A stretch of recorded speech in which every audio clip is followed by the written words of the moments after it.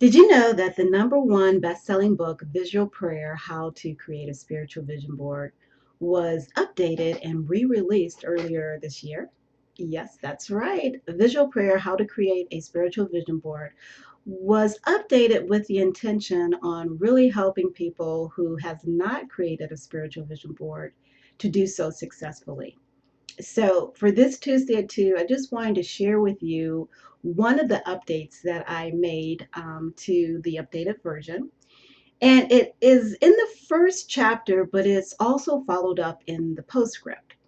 So there's been a couple people who have approached me and shared with me that they still didn't quite understand the difference between a traditional vision board and a spiritual vision board. So chapter 1 helps to clarify that misunderstanding.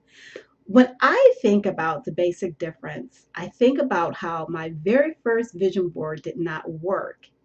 And it didn't work because, as a Christian, as a believer, God's expectation for me, and I know for many of all of you, is to think about acts, believe, and receive. And where does acts, believe, and receive come from? Well, it's found in Matthew 21:22. And that is one of his spiritual biblical principles.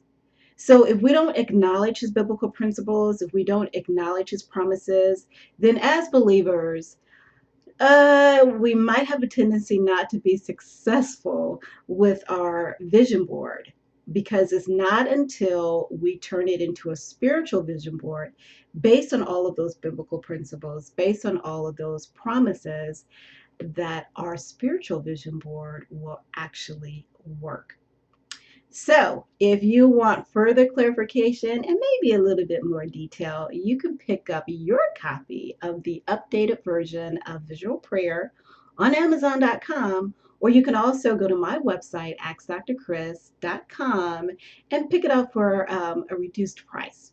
So, this has been Dr. Chris, and I can't wait to see you next time on Tuesdays at 2.